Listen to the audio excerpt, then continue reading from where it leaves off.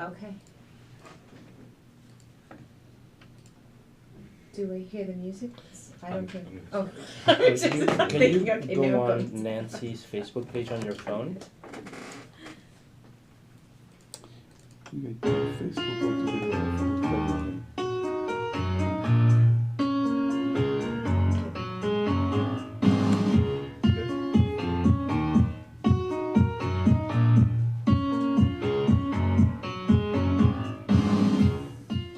Marcy's World, a place to learn how to begin important conversations with your children, how to set healthy boundaries, address behavior issues, and how to create a safe space in your home. I'll put these. Hi, I'm your host, Dr. Nancy Iankowitz. Marcy's World airs between 9 and 10 a.m. Saturday mornings exclusively on WPWL 103.7 FM, Pawling Public Radio. We're streaming live right now over Marcy's World Facebook page. Are we streaming? And now I invite you to all join me in Marcy's World. We're going to get there. And good morning. This is a new story for today, When Terror Hits Home.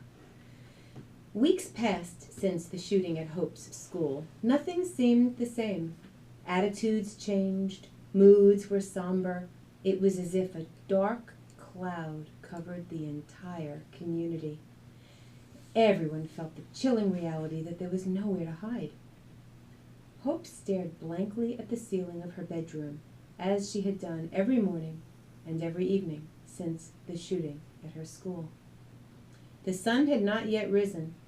Hope felt numb, and we can understand that. When something really horrible happens that's scary and takes all of our attention away from our regular activities because we're afraid for our lives or our safety, emotional or physical, this can happen. So she was really feeling the effects of the aftermath of that school shooting. She had no interest in getting out of bed, no desire to eat, nothing. Suddenly, the raw silence was pierced by a siren outside. It was Saturday morning. The hour was 6 o'clock a.m. "What's going on?" asked Hope, rushing into her parents' bedroom. "Let's find out," said Dad, clicking the remote to a local channel. Hope, Mom, and Dad stared at the news. Nothing was reported, not yet anyway. You know, sometimes we hear sirens outside. It could be a police car or an ambulance or a fire truck. So sirens happen, but when you are feeling frightened as your baseline, any siren just freaks you out. They couldn't find out what was going on. So Hope got really upset, and she said, "It's like we're living in fear. I can't stand this anymore." She screamed that through a burst of tears. The flashing lights had faded before anyone could even identify whether it was a police car or an ambulance. Mom and Dad tried to reassure her, but their efforts didn't seem to help. A deep breath didn't fix it. Happy thoughts didn't work. It was really a problem. Nothing worked until Hope caught something the news reporter said. And this is what the students and the young as 11 years old have decided to do. That was what the reporter was saying, and Hope tuned in. She was silent, her eyes fixed on what was being reported. Thousands of students across the country were united in a mutual effort to take action. Elementary schoolers, junior high students, and kids in high school were stepping up to make their voices heard. Students from schools that were shaken by senseless carnage, and the students from schools that were not, all stood as one. Well, that's pretty powerful.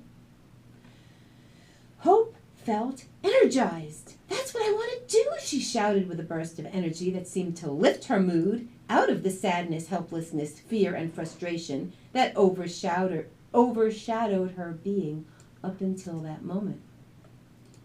Mom and Dad shared a glance. Could this be the answer to their concerns about Hope's anxiety? Well, it was worth a try. Mom cleared her throat, then turned to Hope. Honey, would you like to use my laptop for anything? As you remember, Hope doesn't have her own laptop, so she uses her mom's with permission. And Hope's face lit up. Oh! Within moments, she was tapping away on the keyboard, contacting friends, accessing resources, and impressing Mom and Dad with her technical skills. Dad shared his observation. Hope, where'd you learn to do all that fancy stuff? What do you mean? Hope glanced for a moment at Dad while still typing in response to bells and other sounds emanating from the laptop that seemed to come to life within 2 seconds of Hope's logging on. Dad's eyes shifted from her eyes to the screen, back to her eyes, and he raised an eyebrow, and Hope smiled. Dad, I'm responsible, I'm smart, and I'm a millennial. What do you expect? Mom and Dad smiled in mutual agreement, as you can imagine, because their mom, her mom and Dad were both, very happy that suddenly she's come back to her old self, so it seemed. So Mom and Dad smiled in mutual agreement. They were satisfied that Hope found a healthy way to invest her energy. I'm going to call Marcy. That's what Hope shouted out. You remember Marcy's her cousin. I'm going to call Marcy to see if her school is doing anything special also, said Hope with excitement, rushing with renewed energy to the phone. Mom and Dad watched Hope's eyes as she waited for Marcy to answer the phone. It was pretty early, right? She's calling Marcy's house, but hey. She seemed to be filled with her familiar, I can handle anything spirit. As she spoke with Marcy, she energized the room with positive vibrations. Hey guys, what's going on? Asked Ben, strolling into the room. Ben's Hope's brother. It's not like even 7 o'clock, and it's Saturday. What gives? And then Sam came into the room also. That's Hope's other brother. Yeah, who's Hope on the phone with? Asked Sam, rubbing his eyes as if to complete the process of waking up, which clearly happened way sooner than he had otherwise intended on a Saturday morning. Shh! Snapped Hope, listening to Marcy share ideas over the phone.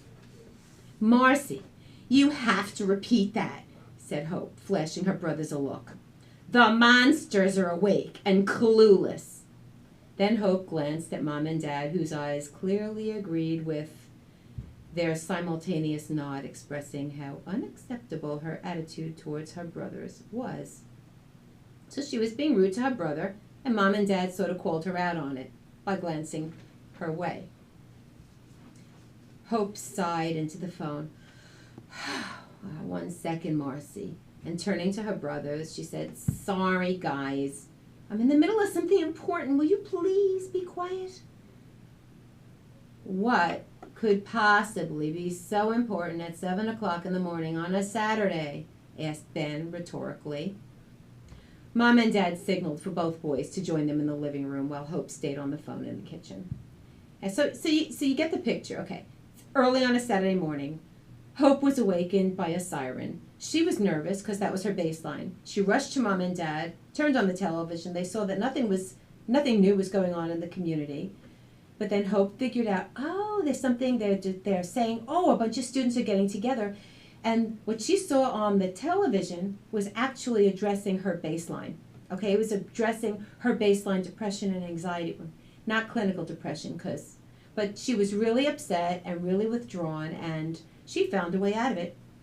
So while she was taking steps, to organize something, her brothers came in. They were still in their own world. She didn't have patience for them. But even if we are going through something that's difficult for us to handle, and even if our community understands, it's not okay to be rude to the people who love us and care about us, people who are in our family, our friends, who we share unconditional love, respect, and support with. It's never okay. So try to make choices that make you proud. Behavior, vibration, and the words we choose. Okay, so let's get back to the story. So Mom and Dad asked the guys to, come out of Hope's way, and then Hope continued to talk to her cousin, Marcy. Okay. When the boys were with their mom and dad in the other room, they clicked on the local news and they explained to the boys the early morning hours that they had missed, and they caught them up, just the way we just reviewed.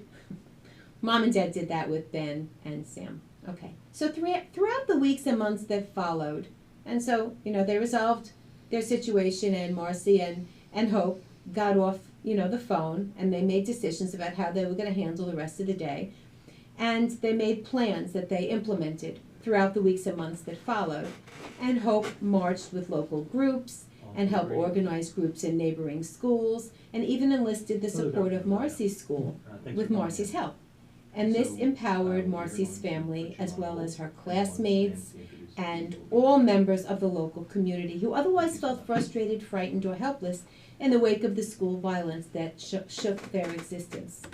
So that discussion that happened right after Hope was awakened by a siren and tuned into the television and found a way to address her fears and concerns, that conversation that she had with her cousin set off a wonderful chain reaction within their community, so that they also became part of this movement that the students were all embracing. And we have another few stories that we will be listening to, and I will be sharing with you. They are the new stories from this sequel of Marcy and her friends. This is the Marcy's World sequel, and I'm going to go into them with you as the weeks progress. But for now, I'm going to ask you a few questions. Is there a way you can invest your energy to help prevent gun violence at your school?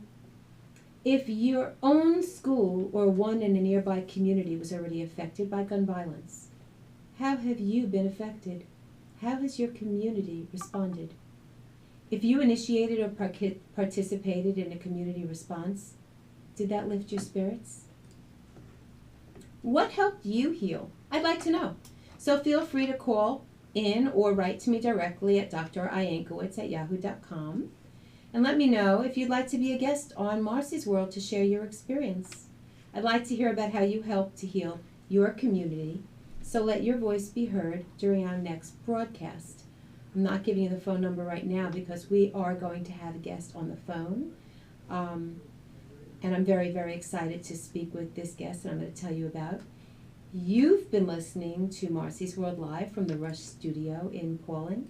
This is WPWL 103.7 FM, and I'm your host, Dr. Nancy Iankowitz. So stick around for our special guest, Dr. Nick Mobilia. He's a dentist from Putnam Dental Associates, and he'll be here to share some valuable insights. Be right back. And for you guys, you can go to Holistic and Integrative Healing to hear that. See you there.